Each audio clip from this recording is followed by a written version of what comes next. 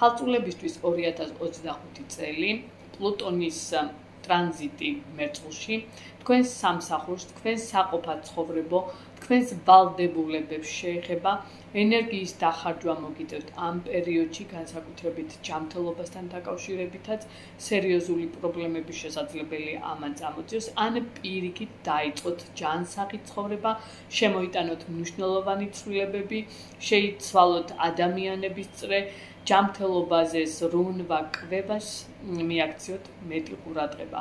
უარყოფითი კუთხით შესაძლებელია აქ იყოს სამსახურის დაკარგვა, ან ძალიან ხისტი სტრესული სიტუაციები. მარტის ბოლოდან კი პირველ დეკადაში დაბადებულებს გაუფრთხილდით ფინანსურ დანაკარგებს, ფსიქოლოგიურ საკითხებს, აქ ცოტა ფსიქოლოგიურად დაძაბული სიტუაცია შესაძლებელია იყოს. კიდევ და კიდევ ერთხელ აღვნიშნავ, გაუფრთხილდით აუცილებლად ჯანმრთელობას, ასევე სიფრთხილე გმართებთ ტყუილთან, თაღლითობასთან, განსაკუთრებით ფინანსურ საკითხებთან, ზოგადად კი შესაძლებელია აქ მემკვიდრეობის თემები იყოს ძალიან აქტუალური, ან მოულოდნელი მიღება მემკვიდრეობის, ან დანაკარგები. ზოგადად კი გათამაშდეს დაინტერესება დაფარულ საკითხებთან, ასევე მუშაობა ენერგეტიკებთან, სუჯოქთერაპია, მედიცინა, ფსიქოლოგია, საბანკო საფინანსო საკითხები. მაისის თვიდან სატურნის გადასვლა ბევრთან გაათამაშებს პოზიციის სიმყარეს, ექსტრემალურ სიტუაციას, მაღალ სულიერებას, ფსიქოლოგიური თვალსაზრისით, ზოგთან მიიღოს შესაძლებელია მემკვიდრეობა, უძრავი ქონება, ზოგთან კი, როგორც აღვნიშნეთ ზემოთ, დანაკარგები. ურთიერთობებში შესაძლებელია აქ იყოს თავშეკავება, უფრო ან შიშები, ფობიები პარტნიორებთან, ზოგთან კი პირიქით, ვინც ჩართული ხართ პოლიტიკაში, ეზოთერიაში, სხვა ადამიანის რესურსების გამოყენებაში, კლიენტებთან მუშაობის კუთხით, მოზიდვის კუთხით, ძალიან კარგი შესაძლებლობები იქნება, ან ვინც აკონტროლებთ ასევე ფონდებს. დაბნელებები თქვენთან პარტნიორულ ურთიერთობაზე იმოქმედებს, შესაძლებელია გააქტიურდეს პარტნიორული ურთიერთობა, ან პირიქით დაასრულოთ წლებზე გათვლილი ურთიერთობები, რომელიც განვითარებას არ გაძლევდათ.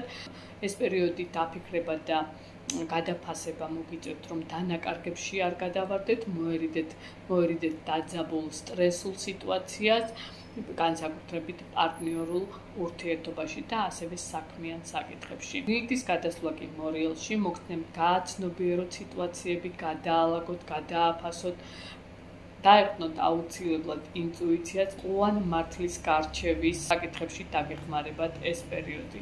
რეტრო ვენერა კი ისევ და ისევ თქვენს ფინანსურ საკითხებს შეეხება, შესაძლებელია ძველი ფინანსური საკითხების მოგვარების თემები იყოს აქტუალური, შესაძლებელია ტოქსიკურ კარმულ ადამიანებს შეგახვედროთ ამ პერიოდში, სადაც სიფრთხილე გმართებთ, რადგან აქ ტყუილების ალბათობები და იმედგაცრუების ალბათობები ძალიან მაღალია.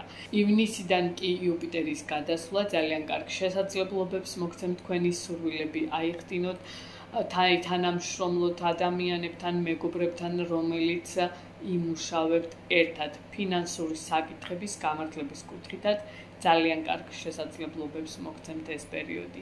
ივლისიდან ურანის გადასვლა კი შესაძლებელია სამსახურეობრივი ცვლილება, რაღაცა სტატუსის შეცვლა, განთავისუფლება რაღაცისგან, დაძაბულობისგან, სხვა ეტაპზე გადასვლა და ასევე თქვენი მიზნების, თქვენი შესაძლებლობების ახლებურად დაფიქსირება.